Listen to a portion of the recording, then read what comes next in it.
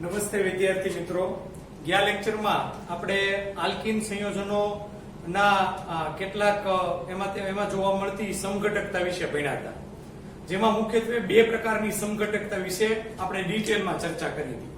જેમાં આવે છે બંધારણીય સમઘટકતા અને બીજો પ્રકાર ભૌમિતિક સમઘટકતા, જે આલ્કીન સંયોજનોમાં જોવા મળે છે.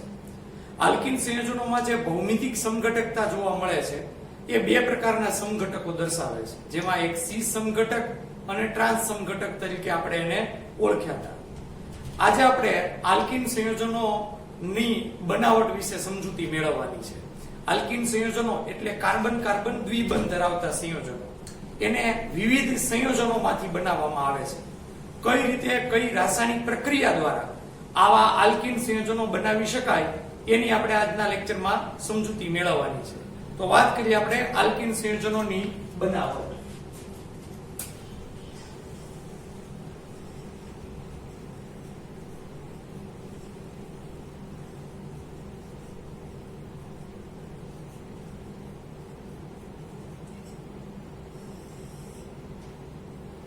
આલ્કીન સંયોજનોની બનાવટમાં પહેલી પદ્ધતિ, આલ્કાઇન સંયોજનોમાંથી આલ્કીન સંયોજનો મેળવી શકાય છે. આલ્કાઇન એટલે તમને બધાને ખ્યાલ જ છે, કાર્બન કાર્બન ત્રિબંધ ધરાવતા સંયોજનો, જેને આલ્કાઇન સંયોજનો તરીકે ઓળખવામાં આવે છે. એમાં આપણે હાઇડ્રોજન ઉમેરીએ તો આવા આલ્કાઇન સંયોજનોમાં કાર્બન કાર્બન ત્રણ ત્રિબંધ છે, એમાંથી એક પાઇબંધ તૂટે અને કાર્બન કાર્બન દ્વિબંધ રચાય છે. એ રીતે આપણે આલ્કાઇન સંયોજનોમાંથી આલ્કીન સંયોજનો મેળવી શકીએ છીએ.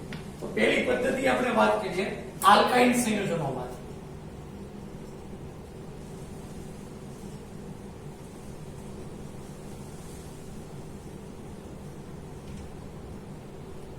સામાન્ય રીતે આલ્કાઇન સંયોજનો એટલે કે કાર્બન કાર્બન ત્રિબંધ ધરાવતા સંયોજનોને આપણે હાઇડ્રોજન સાથે પ્રક્રિયા કરીએ તો જે કાર્બન કાર્બન ત્રિબંધમાંથી બે પાઇબંધ હોય એ સરળતાથી તૂટી જાય, તો પાછો એકલ બંધ જ વધે, તો આપણને આલ્કેન સંયોજનો મળે. એટલે આવા આલ્કાઇન સંયોજનોને ચોક્કસ ઉદ્દીપકની હાજરીમાં એનું હાઇડ્રોજનેશન કરવામાં આવે. આવા ચોક્કસ ઉદ્દીપક કયા, તો એ ઉદ્દીપક યાદ રાખવાનું છે. આલ્કાઇન સંયોજનોનું હાઇડ્રોજનેશન કરવા માટે જે ઉદ્દીપકનો ઉપયોગ કરવામાં આવે છે એ ઉદ્દીપકનું નામ છે લિંડલાર ઉદ્દીપક. તેની હાજરીમાં હાઇડ્રોજનેશન કરવામાં આવે છે. લિંડલાર ઉદ્દીપક. હવે આ લિંડલાર ઉદ્દીપક શું છે એ યાદ રાખવાનું છે. લિંડલાર ઉદ્દીપકમાં PD એટલે પેલેડિયમ અને પ્લસ કાર્બનનો અહીંયા આગળ જે આપણે સમાવેશ કર્યો છે એ કાર્બન એટલે બીજું કઈ નહીં પણ ચારકોલ, જેને આપણે સાદી ભાષામાં કહીએ છીએ કોલસો. તો પેલેડિયમ અને ચારકોલનું મિશ્રણ કરવામાં આવે છે. અને બીજી ભાષામાં એમ પણ કહેવામાં આવે છે પેલેડીકૃત ચારકોલ. પેલેડિયમ ની અંદર ચારકોલ હોય છે એટલે એને પેલેડીકૃત ચારકોલ તરીકે પણ ઓળખવામાં આવે છે. તો આ લિંડલાર ઉદ્દીપકની હાજરીમાં તેનું હાઇડ્રોજનેશન કરીએ તો સીમિત હાઇડ્રોજનેશન થવાથી આપણને આલ્કીન સંયોજન મળે છે. ઉદાહરણ સ્વરૂપે આપણે સમજીએ તો વધુ ખ્યાલ આવે. જેમ કે R C triple bond C R dash. અહીંયા R એ કોઈ આલ્કાઇલ સમૂહ છે અને તમે જોઈ શકો છો કાર્બન કાર્બન પરમાણુ વચ્ચે ત્રિબંધ છે, એટલે આ કોઈ આલ્કાઇન સંયોજન છે. હવે એનું હાઇડ્રોજનેશન કરવાનું છે, એટલે એમાં હાઇડ્રોજન ઉમેરવાનો છે H2. હાઇડ્રોજન ઉમેરવામાં તે આ પેલેડિયમ ચારકોલનો ઉપયોગ કરવામાં આવે છે. PD+C એટલે કે આ લિંડલાર ઉદ્દીપકનો ઉપયોગ કરવામાં આવે છે. અહીંયા જે આલ્કાઇન સંયોજનમાં કાર્બન કાર્બન પરમાણુ વચ્ચે જે બે પાઇબંધ છે, આમ ટોટલ 3 બંધ, એમાંથી એક સિગ્મા અને બે પાઇબંધ છે, એમાંથી એક પાઇબંધ તૂટશે અને એ રીતે કાર્બન કાર્બન પરમાણુ વચ્ચે દ્વિબંધ રચાશે, જેને આપણે આલ્કીન કહીએ છીએ.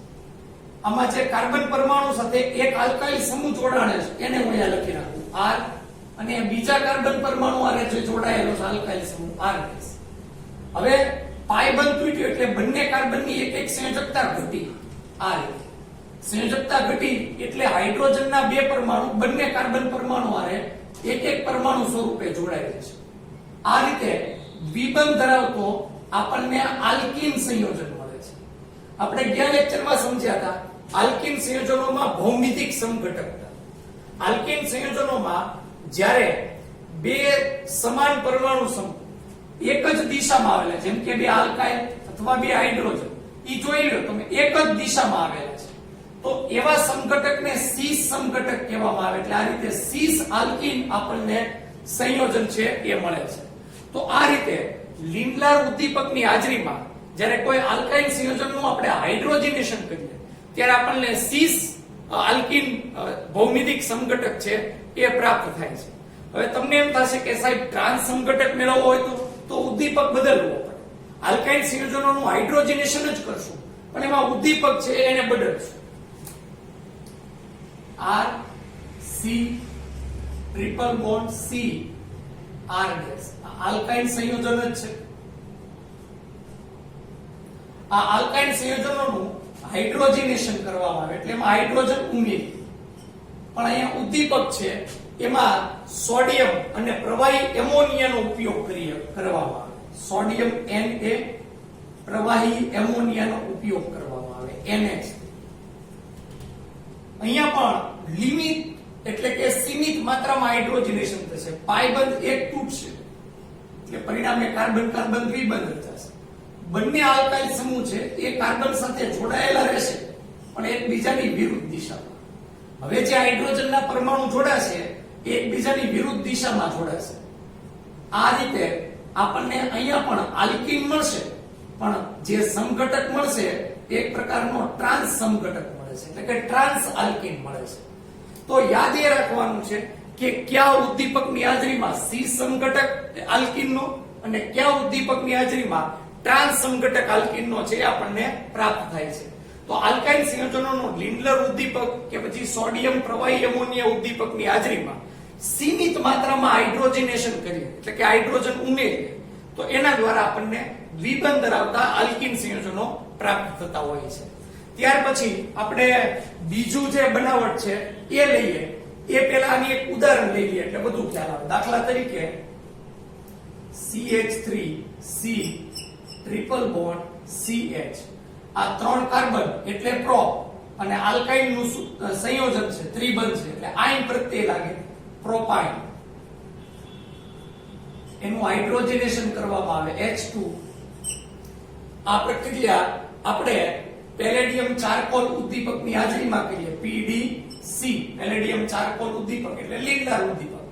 સીસ સમઘટક મળે પણ અહીંયા સીસ નહીં, માત્ર હાઇડ્રોજન ઉમેરીને કઈ નિપજ મળે એ નિપજ લખીએ. બંને હાઇડ્રોજનના પરમાણુ આ ત્રિબંધ ધરાવતા એક એક કાર્બન હારે જોડાઈ જશે. CH3 CH, અહીંયા એક પાયબંધ તૂટે દ્વિબંધ રચાશે CH અને અહીંયા એક હાઇડ્રોજન ઉમેરાશે CH. આ રીતે 3 કાર્બન ધરાવતો આલ્કીન એટલે કે પ્રોપીન મળે છે. તો આ રીતે આ પહેલા પ્રકારનો બનાવટ જેની આપણે ચર્ચા કરી. ત્યાર પછી બીજી બનાવટ આલ્કાઇલ હેલાઇડ સંયોજનોમાં.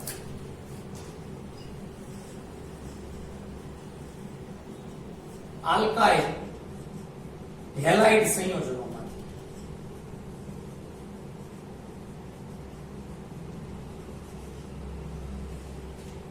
આલ્કાઇલ હેલાઇડ, આલ્કાઇલ એટલે R અને હેલાઇડ એટલે X.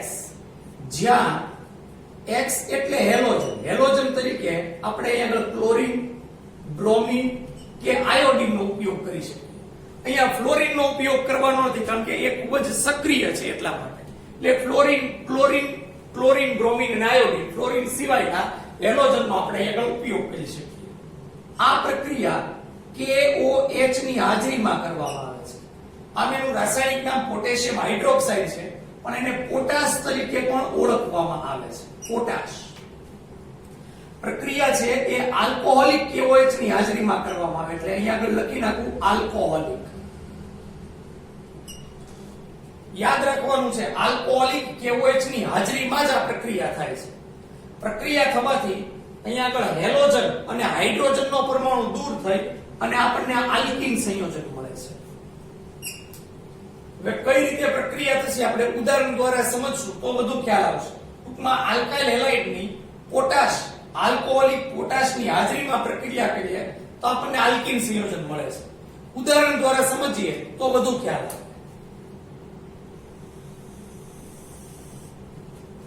સૌથી પહેલા તો એક આપણે આલ્કાઇલ હેલાઇડ લઈએ, CH3 CH2 અને X. આ CH3 CH2X X તરીકે કોઈ પણ અહીંયા ક્લોરીન બ્રોમિન આયોડીન પૈકીનો કોઈ હેલોજન છે. આ આલ્કાઇલ હેલાઇડ.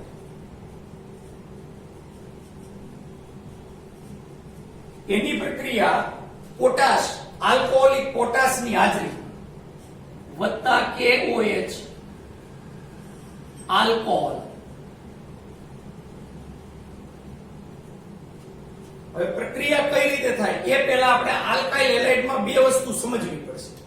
આલ્કાઇલ હેલાઇડમાં જે કાર્બન હેલોજન સાથે જોડાયેલો છે એને આલ્ફા કાર્બન કહેવાનું. એટલે હેલોજન ધરાવતો કાર્બન આલ્ફા અને એની બરોબર બાજુનો કાર્બન અથવા એની સાથે જોડાયેલો કાર્બન એને બીટા કાર્બન કહેવાનું. એટલે આ થઈ ગયો બીટા કાર્બન. આ બીટા આલ્ફાની સંજ્ઞા કેમ આપી એ હમણાં તમને સમજાવું. પણ એ પહેલા હવે પ્રક્રિયા કઈ રીતે થાય છે એ સમજીએ. બહુ સિમ્પલ પ્રક્રિયા છે. આલ્ફા કાર્બન ઉપરથી અહીંથી હેલોજન અને અહીંથી આ X K અને X દૂર થઈ જાય -KH સ્વરૂપે. એટલે કે પોટેશિયમ હેલાઇડ સ્વરૂપે આ સંયોજન દૂર થઈ જશે. આગળ વધારીએ પ્રક્રિયા. બીટા કાર્બન ઉપર જે 3 હાઇડ્રોજન જોડાયેલા છે એ પૈકી કોઈ પણ એક હાઇડ્રોજન, ધારો કે આવડો આ એક હાઇડ્રોજન અને અહીંથી આ OH, એ બે જોડાય છે. H અને OH ખાસ યાદ રાખવાનું છે. આલ્ફા કાર્બન ઉપરથી હાઇડ્રોજનને દૂર નથી કરવાનું, આલ્ફા કાર્બન ઉપરથી હેલોજનને દૂર કરવાનું, બીટા કાર્બન ઉપરથી હાઇડ્રોજનને દૂર કરવાનું. બીટા કાર્બનનો હાઇડ્રોજન અને KOH નો OH, H અને OH જોડાય પાણીનો અણુ દૂર થઈ જાય -H2O. હવે બાકીનો જે ભાગ વધ્યો આલ્કાઇલ હેલાઇડમાં છે દૂર થઈ ગયો અને બાકીનો ભાગ જે વધ્યો એને આપણે લખીએ. બીટા કાર્બન અને બે હાઇડ્રોજનના પરમાણુ જોડાણા છે એટલે એ લખીએ CH2 અને આલ્ફા કાર્બન અરે પણ જો બે હાઇડ્રોજનના પરમાણુ જોડાણા છે CH2. બંને કાર્બન ઉપરથી એટલે કે આલ્ફા કાર્બન ઉપરથી હેલોજન અને બીટા કાર્બન ઉપરથી હાઇડ્રોજન દૂર છે એટલે બે કાર્બનની એક એક સંયોજકતા ઘટી. જો અહીંયા બંને કાર્બનની 3 જ સંયોજકતા થાય છે એટલે સંયોજકતાની પૂર્તતા કરવા અહીંયા નવો બંધ એટલે કે પાઈ બંધ રચાશે. આ રીતે કાર્બન કાર્બન દ્વિબંધ ધરાવતું આ જે સંયોજન છે એટલે કે બે કાર્બન ધરાવતું આ સંયોજન આલ્કીન જે મળે એને આપણે બોલીએ છીએ ઇથીન મળે છે. તો આ રીતે અહીંયા પ્રક્રિયા છે એ થતી જોવા મળે છે. આ પ્રક્રિયામાં તમે જુઓ તો આલ્કાઇલ હેલાઇડમાંથી હેલોજન દૂર થાય છે અને હાઇડ્રોજન દૂર થાય છે. એટલે આ પ્રક્રિયાને ડીહાઇડ્રોહેલોજિનેશન કહેવામાં આવે છે. ડીહાઇડ્રો એટલે હાઇડ્રોજન હાઇડ્રોહેલોજિનેશન પ્રક્રિયા તરીકે પણ ઓળખવામાં આવે છે. પ્રક્રિયાનું નામ આવું કેમ પડ્યું યાદ રાખો. ડી નો અર્થ થાય દૂર થવું. આપણે આગળ શબ્દ આવી ગયું. ડી લખો કે વી લખો એ ઇશ્યુ નથી. ડી અંગ્રેજીમાં છે શબ્દ અને વી છે ગુજરાતી શબ્દ છે. હાઇડ્રો એટલે હાઇડ્રોજન અને હેલોજન એટલે X દૂર થાય. હાઇડ્રોજન અને હેલોજન દૂર થાય છે એટલે એને ડીહાઇડ્રોહેલોજિનેશન પ્રક્રિયા કહેવાય છે. બીજી એક મહત્વની વસ્તુ, બીટા કાર્બન ઉપરથી હાઇડ્રોજનનું વિલોપન થાય છે. વિલોપન થાય છે એટલે કે હાઇડ્રોજન દૂર થાય છે. એટલે આ પ્રક્રિયાનું એક બીજું પણ નામ છે, એને બીટા વિલોપન પ્રક્રિયા પણ કહેવાય છે. બીટા વિલોપન પ્રક્રિયા. તો આ રીતે જે અહીંયા આપણે પ્રક્રિયા લીધી આલ્કાઇલ હેલાઇડમાંથી આલ્કીન બનાવવા માટેની પ્રક્રિયા, એ પ્રક્રિયાને ડીહાઇડ્રોહેલોજિનેશન પ્રક્રિયા કે બીટા વિલોપન પ્રક્રિયા તરીકે પણ ઓળખવામાં આવે છે. આપણે 12મા ધોરણની અંદર જે hello alkane hello arene unit ભણવાનું આવશે એમાં આ ડીહાઇડ્રોહેલોજિનેશન અને બીટા વિલોપન પ્રક્રિયા બધું ડિટેલમાં સમજવાની આવશે. ત્યારે આપણે વધુ ચર્ચા છે એની કરશું. તો આ બીજી પદ્ધતિ થઈ આલ્કાઇલ હેલાઇડમાંથી આલ્કીનની બનાવટ. ત્યાર પછી ત્રીજી પદ્ધતિ વિઝિનલ ડાયહાઇડ સંયોજનોમાંથી. વિઝિનલ ડાયહેલાઇડ સંયોજનોમાં શબ્દ આવી ગયો વિઝિનલ ડાયહેલાઇડ. આપણે ડાયહેલાઇડ ના બે પ્રકાર મેં તમને સમજાવ્યા, વિઝિનલ અને જેમિનલ ડાયહેલાઇડ. વિઝિનલ અને જેમિનલ ડાયહેલાઇડ વચ્ચેનો એક ફરક છે. ડાય નો અર્થ થાય બે હેલોજનના પરમાણુ જોડાવા. કોઈ પણ કાર્બનિક સંયોજનોમાં જો એક જ કાર્બન ઉપર બે સમાન હેલોજન જોડાણા હોય, એક જ કાર્બન ઉપર, તો એને જેમિનલ હેલાઇડ બોલાય છે. પણ બે પડોશી કાર્બન ઉપર સમાન હેલોજન જોડાણા હોય તો એને વિઝિનલ ડાયહેલાઇડ બોલવામાં આવે છે. તો આપણે અહીંયા આગળ જે સંયોજન આલ્કિન સંયોજન મેળવવાના છે એ વિઝિનલ ડાયહેલાઇડ સંયોજનોમાંથી આલ્કિન સંયોજનો છે એ મેળવવાના છે. વિઝિનલ ડાયહેલાઇડ ની ઝિંક જેવી ધાતુ હારે પ્રક્રિયા કરીએ તો એના દ્વારા આપણને આલ્કિન નિપજ મળે છે. ઉદાહરણ દ્વારા સમજીએ તો વધુ ખ્યાલ આવે. દાખલા તરીકે CH2Br CH2Br. અહીંયા તમે જુઓ તો બે પડોશી કાર્બન ઉપર સમાન હેલોજનના પરમાણુ એક એક જોડાયેલા છે એટલે એને વિઝિનલ ડાયહેલાઇડ બોલાય છે. નામ આપવું પણ સરળ છે. આ પહેલો કાર્બન અને આ બીજો કાર્બન. ક્રમ એટલે આપ્યો કારણ કે બંને કાર્બન ઉપર હેલોજન જોડાયેલા છે. પહેલા અને બીજા બે કાર્બન ઉપર હેલોજન જોડાયેલા છે એટલે પહેલા લખીએ 1,2 ડાયબ્રોમો અને પછી બે કાર્બન વાળો આલ્કેન એટલે ઇથેન. આ સંયોજનનું નામ વિઝિનલ ડાયહેલાઇડ. એની ઝિંક જેવી ધાતુ હારે પ્રક્રિયા કરવામાં આવે છે. Zn ઝિંક ધાતુ હારે પ્રક્રિયા કરે. એકદમ સિમ્પલ પ્રક્રિયા છે. આ ઝિંક નો પરમાણુ કે અહીંયા આગળ જે Br છે એની સાથે જોડાઈ જશે એટલે આ ઝિંક આ બે Br સાથે જોડાઈ જશે. ZnBr2 સંયોજન સ્વરૂપે દૂર થઈ જશે. ZnBr2 zinc bromide. હવે તો બંને કાર્બન પરમાણુથી એક એક હેલોજન દૂર થઈ ગયો એટલે બંને કાર્બનની એક એક સંયોજકતા ઘટી.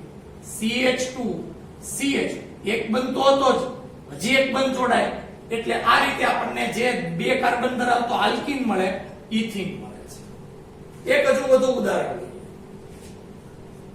CH3 CH Cl CH2 Cl. તમે જોઈ શકો છો આ પણ વિઝિનલ ડાયહેલાઇડ છે. બંને કાર્બન પડોશી કાર્બન ઉપર એક સમાન એક એક પરમાણુ હેલોજનનો જોડાયો છે.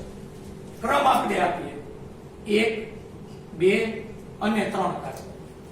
એમાં પહેલા અને બીજા કાર્બન ઉપર ક્લોરીન જોડાણ છે તો નામ આપશું 1,2 ડાયક્લોરો. 3 કાર્બનની શૃંખલા એટલે પ્રોપેન.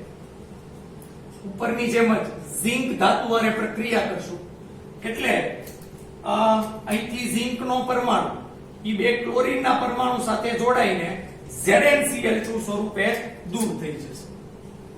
ZnCl2 zinc chloride. જે બંને કાર્બન હેલોજન સાથે જોડાયેલા હતા હેલોજન દૂર થયા એ બંને કાર્બન વચ્ચે દ્વિબંધ રચાશે એટલે CH3 CH દ્વિબંધ CH2. આ રીતે 3 કાર્બન ધરાવતો આલ્કીન એટલે કે પ્રોપીન મળે છે. તો વિઝિનલ ડાયહેલાઇડ સંયોજનોની ઝિંક ધાતુ હારે પ્રક્રિયા કરીએ તો આપણને આલ્કીન સંયોજન છે એ મળે છે. એના પછી જે ચોથી બનાવટ છે એની સમજૂતી આપણે મેળવીએ.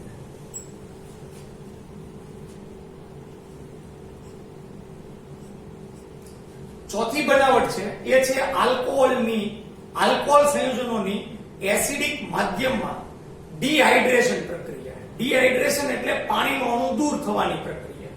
અંગ્રેજીમાં ડિહાઇડ્રેશન બોલે, ગુજરાતીમાં એને નિર્જલીકરણ પ્રક્રિયા પણ બોલવામાં આવે છે. સમજીએ પ્રક્રિયા. આલ્કોહોલ સંયોજનની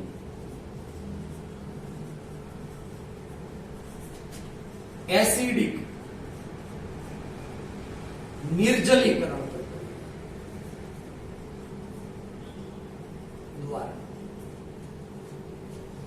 તો આપણે પહેલા તો આલ્કોહોલ સંયોજન લેવું પડશે કારણ કે આલ્કોહોલ સંયોજનની પ્રક્રિયા કરવાની. તો અહીંયા આલ્કોહોલ સંયોજન લો.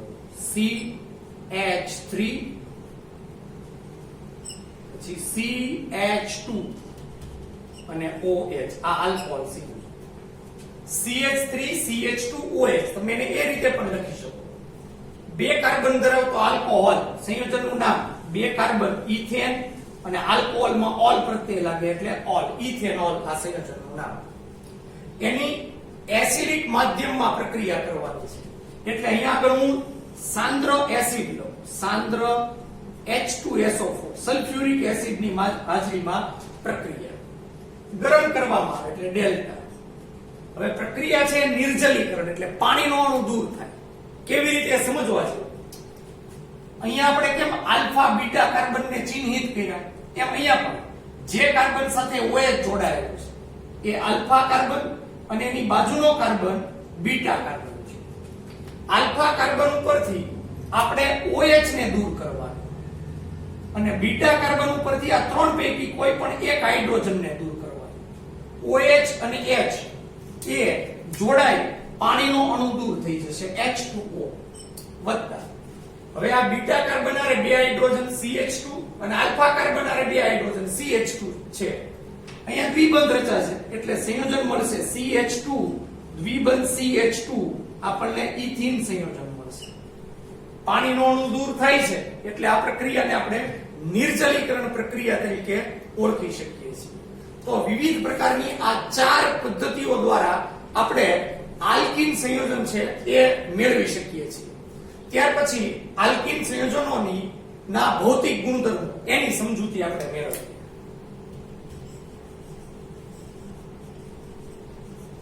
આલ્કીન સંયોજનોના ભૌતિક ગુણધર્મો.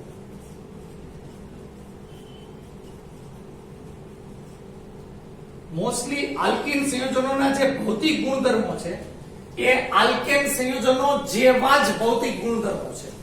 બહુ એમાં બહુ ખાસ ફરક પડતો નથી, પણ છતાંય થોડીક એની ભૌતિક ગુણધર્મોની આપણે ચર્ચા કરીએ તો આલ્કીન સંયોજનોમાં જે પ્રથમ ત્રણ સભ્યો છે, આલ્કીનમાં પ્રથમ ત્રણ સભ્યો કયા આવે?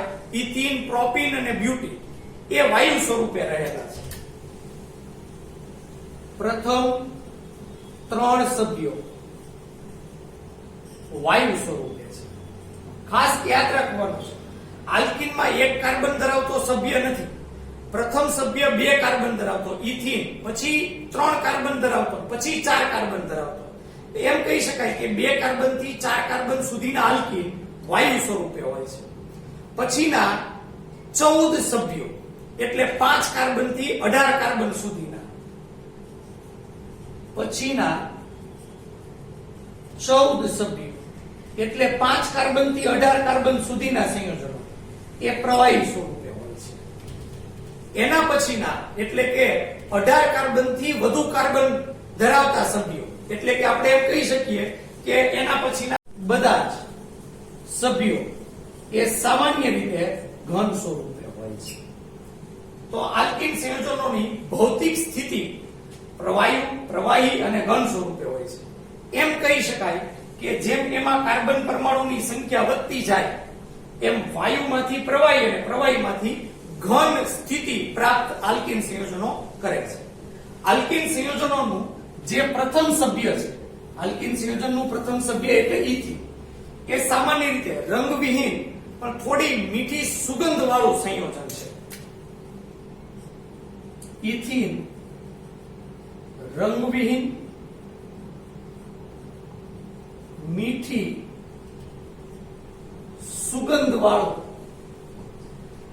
સંયોજન છે.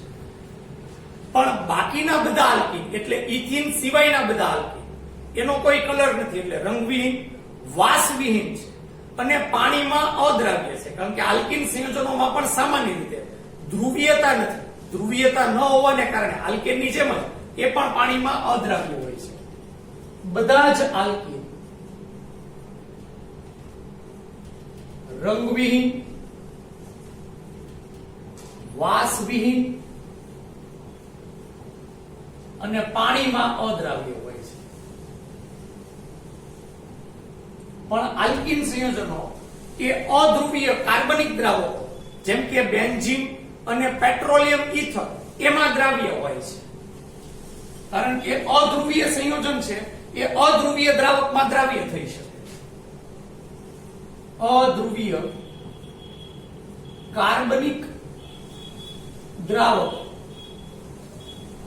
જેમ કે બેન્ઝીન અને ઈથર માં દ્રાવ્ય હોય છે. સામાન્ય રીતે આલ્કેનની જેમ જ આલ્કીન સંયોજનોમાં પણ આણ્વીય દળ વધે એમ ઉત્કલન બિંદુમાં વધારો થતો છે. જેમ આલ્કેનમાં આપણે ભણ્યા કે મિથેન થી ઇથેન, ઇથેન થી પ્રોપેન, જેમ કાર્બનની સંખ્યા વધે, આણ્વીય દળ વધે, એમ એના ઉત્કલન બિંદુમાં વધારો થતો હતો. એ જ નિયમ આલ્કીન સંયોજનોમાં પણ લાગુ પડે છે. આણ્વીય દળ વધે તેમ ઉત્કલન બિંદુ વધે, તેમ ઉત્કલન બિંદુ વધે છે. જો સમઘટક આલ્કીન હોય, એટલે આપણે અગાઉ ભણ્યા જેમાં આપણે આલ્કેન સંયોજનોમાં ભણ્યા હતા, પેન્ટેનમાં નોર્મલ પેન્ટેન, આઇસોપેન્ટેન અને નિયોપેન્ટેન, એ ત્રણેય એકબીજાના સમઘટકો છે. આ સમઘટક આલ્કેનમાં જેમ શાખા વધતી જાય એમ એના ઉત્કલન બિંદુ ઘટતા જાય. કારણ પણ આપણે ડિટેલમાં સમજ્યા હતા. શાખા વધવાથી એ અણુનો આકાર ગોળાકાર થઈ જાય, સપાટીનું ક્ષેત્રફળ ઘટી જાય. સપાટીનું ક્ષેત્રફળ ઘટે એટલે આંતરાણ્વીય આકર્ષણ બળમાં પણ ઘટાડો થાય છે, જેના કારણે એના ઉત્કલન બિંદુમાં ઘટાડો થાય. તો એ જ રીતે સમઘટકીય આલ્કીન સંયોજનોમાં પણ શાખા વધે તેમ ઉત્કલન બિંદુ ઘટે છે.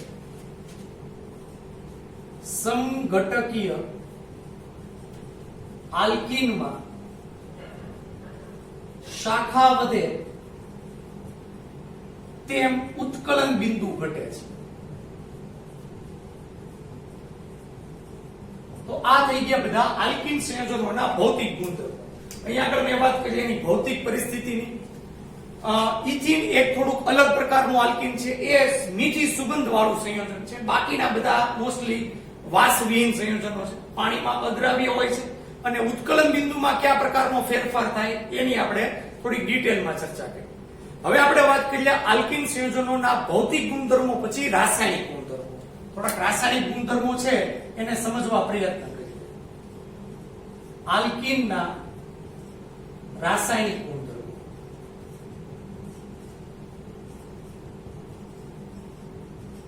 પહેલા તો આલ્કીન સંયોજનો કયા પ્રકારની રાસાયણિક પ્રક્રિયા આપે એ સમજવા પ્રયત્ન કરીએ.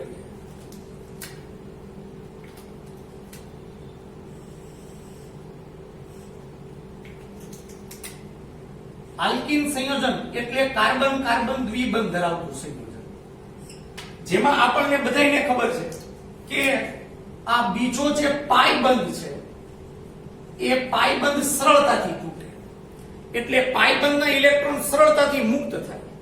આલ્કીન સંયોજન એટલા માટે પાય ઇલેક્ટ્રોનને સરળતાથી મુક્ત કરી શકે એવું સંયોજન છે.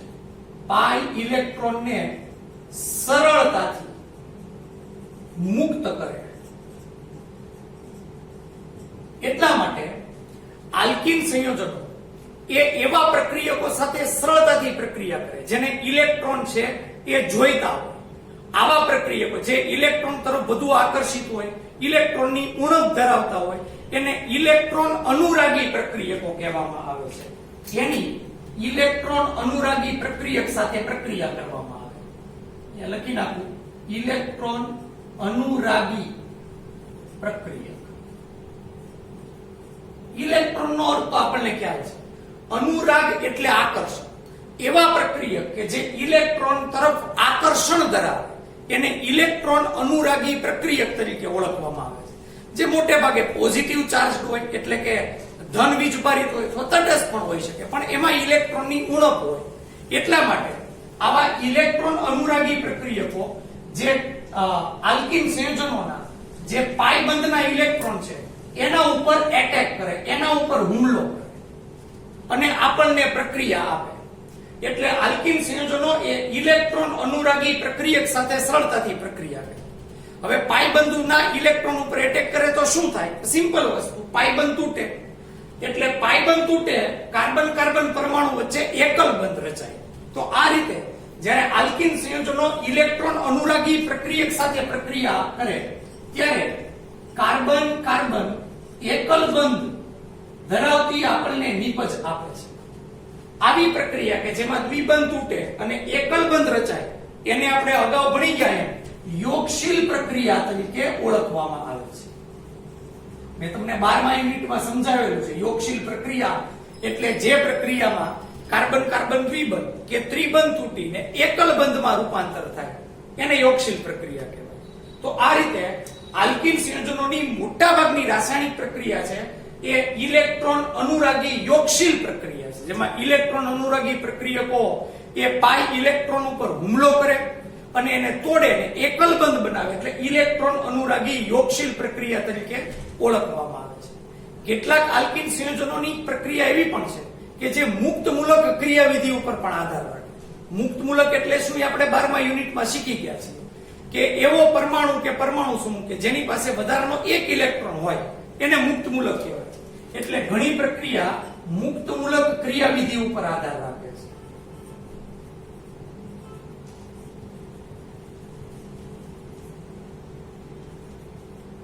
તો આ રીતે આલ્કિન સંયોજનો મુખ્યત્વે બે પ્રકારની પ્રક્રિયા આપે. એક તો આપણે વાત કરીએ ઇલેક્ટ્રોન અનુરાગી યોગશીલ પ્રક્રિયા અને બીજી મુક્ત મૂલક ક્રિયાવિધિ ઉપર જે પ્રક્રિયા આપે છે એ પ્રકારની પ્રક્રિયા છે એમાં જોવા મળે છે. પહેલી રાસાયણિક પ્રક્રિયા જોઈએ જે છે ડાયહાઇડ્રોજનનું ઉમેરણ એટલે ડાયહાઇડ્રોજન ઉમેરાવાની પ્રક્રિયા. ડાયહાઇડ્રોજનનું ઉમેરણ આ પ્રક્રિયા આપણે આલ્કેન સંયોજનોની બનાવટમાં આવી ગઈ છે જે બહુ ડિટેલમાં શીખ્યા છે એટલે થોડીક હું એની ચર્ચા કરી દઉં. CH2 દ્વિબંધ CH2 ઇથિન, હવે હું નામ નથી લખતો આવડે, એમાં હાઇડ્રોજન ઉમેરવાનું છે એ આ ડાયહાઇડ્રોજન ઉમેર. આ આલ્કેન સંયોજનોની બનાવટ યાદ કરો એમાં પેલેડિયમ પ્લેટિનિયમ કે નિકલ ઉદ્દીપકનો આપણે ઉપયોગ કરતા હતા. એટલે આ પ્રક્રિયા પેલેડિયમ પ્લેટિનિયમ અથવા નિકલ ઉદ્દીપકની હાજરીમાં થાય. પેલેડિયમ કે પ્લેટિનિયમ એ પ્રક્રિયા સામાન્ય તાપમાને આપે પણ નિકલ ઉદ્દીપક જો આપણે લઈએ તો ઊંચા તાપમાને પ્રક્રિયા થાય છે. પાઈ બંધ તૂટે બંને કાર્બન પરમાણુ અને એક એક હાઇડ્રોજન જોડાઈ જાય આપણને આલ્કેન નિપજ મળે છે CH3CH3 ઇથેન. તો વધારે એમાં ડિટેલ સમજવાની જરૂર નથી. આલ્કેન સંયોજનોની બનાવટમાં આ પ્રક્રિયા આવી ગઈ છે એટલે હું રિપીટ નથી કરતો. બીજી પ્રક્રિયા હેલોજન તત્વોનું ઉમેરણ. હેલોજન તત્વોનું ઉમેરણ. જેમ હાઇડ્રોજન ઉમેરાય એમ હેલોજન પણ ઉમેરાય છે એટલે એને હેલોજન તત્વોના ઉમેરણની પ્રક્રિયા તરીકે ઓળખવામાં આવે છે. હવે કેવી રીતે પ્રક્રિયા થાય એ સમજીએ. CH2 દ્વિબંધ CH2 ઇથિન એની બ્રોમિન સાથે પ્રક્રિયા કરીએ. આ પ્રક્રિયા જ્યારે બ્રોમિન સાથે થાય ત્યારે કાર્બન ટેટ્રાક્લોરાઇડ દ્રાવકનો ઉપયોગ કરવામાં આવે છે એટલે એરા ઉપર મેં CCl4 કાર્બન ટેટ્રાક્લોરાઇડ લખેલું છે. બ્રોમિનનો પરમાણુ બે કાર્બન આરે એક એક પરમાણુ જોડાઈ જશે પાઈ બંધ તૂટશે આ રીતે CH2 CH2 એક બ્રોમિન પહેલા કાર્બન આરે અને એક બ્રોમિન બીજા કાર્બન. તમને તરત જ યાદ આવશે આ જે આપણને CH2Br CH2Br નિપજ મળી એ પ્રકારનો વિઝિનલ ડાયલાઇડ નિપજ મળે છે. તો હેલોજન તત્વોના ઉમેરાવાથી આલ્કિન સંયોજનો વિઝિનલ ડાયલાઇડ આપે છે. 1,2 ડાયબ્રોમો ઇથેન આ સંયોજનનું નામ એટલે એને લખતો નથી તો એ રીતે 1,2 ડાયબ્રોમો ઇથેન નિપજ મળે છે. એક એવી બીજી પ્રક્રિયા લઈએ CH3 CH દ્વિબંધ CH2 પ્રોપીન એની ક્લોરીન સાથે પ્રક્રિયા કરીએ Cl ક્લોરીન ની આરે પ્રક્રિયા કરીએ તો કાર્બન ટેટ્રાક્લોરાઇડ લેવાની જરૂર નથી. પાઈબંધ જે હોય એ પાઈબંધ તૂટે CH3 CH CH2 અને જે કાર્બન સાથેનો પાઈબંધ તૂટે ત્યાં બીજા બે હેલોજન જોડાય છે. પ્રક્રિયામાં નિપજનું નામ અહીંથી ક્રમ આપીએ 1 2 3 પહેલા બીજા કાર્બન આરે ક્લોરીન એટલે 1,2 ડાયક્લોર અને આ 3 કાર્બન વાળો આલ્કેન આપણને પ્રોપેન મળે છે. તો આ રીતે હેલોજન તત્વોના ઉમેરાવાથી આ પ્રકારની પ્રક્રિયા છે એ મળે છે. અહીંયા એક બહુ મહત્વની વસ્તુ આલ્કિન સંયોજનોની જ્યારે બ્રોમિન સાથે પ્રક્રિયા થાય આ બ્રોમિન છે ને એ કથ્થાઈ લાલ રંગ ધરાવતું સંયોજન છે. જ્યારે આલ્કિન સંયોજન આ બ્રોમિન હારે પ્રક્રિયા કરે ત્યારે વિઝિનલ ડાયલાઇડ મળે છે. વિઝિનલ ડાયલાઇડ એ સામાન્ય રીતે રંગવિહીન સંયોજન છે એટલે જ્યારે પ્રક્રિયા થશે ત્યારે બ્રોમિનનો કથ્થાઈ લાલ રંગ છે એ દૂર થાય છે. આ એક વસ્તુ યાદ રાખવાની છે કે બ્રોમિનનો કથ્થાઈ લાલ રંગ કયા પ્રકારના સંયોજનો દૂર કરે છે? તો યાદ રાખવાનું, આલ્કિન સંયોજનો એ બ્રોમિનનો કથ્થાઈ લાલ રંગ દૂર કરે છે. શા માટે? કારણ કે યોગશીલ પ્રક્રિયા કરે છે, એટલા માટે બ્રોમિનનો કથ્થાઈ લાલ રંગ દૂર કરે છે. આ આલ્કિન સંયોજનોની વિશિષ્ટ પ્રક્રિયા છે. બ્રોમિનનો કથ્થાઈ લાલ રંગ દૂર કરવો એક પ્રકારની એ વિશિષ્ટ પ્રક્રિયા છે. તો એ રીતે પણ એ યાદ રાખવું. લાલ નહીં પણ નારંગી લખી નાખીએ, ઓરેન્જ કલર છે, નારંગી કલર દૂર કરે છે. તો આ રીતે આલ્કિન સંયોજનો એ આ પ્રમાણેની જે પ્રક્રિયા છે, હેલોજન તત્વોના ઉમેરણની પ્રક્રિયા એ આ પ્રમાણે કરે છે. આલ્કિન સંયોજનોની જે ત્રીજા પ્રકારની રાસાયણિક પ્રક્રિયા છે એના માટે પૂરો એક લેક્ચર જોશે. હાઇડ્રોજન હેલાઇડ સંયોજનોની ઉમેરવાની પ્રક્રિયા એ ખૂબ ઇમ્પોર્ટન્ટ પ્રક્રિયા છે, પણ એ આપણે આવતા લેક્ચરમાં લઈશું. આજના લેક્ચરમાં આપણે અહીંયા સુધી છે એ સીમિત રાખીશું.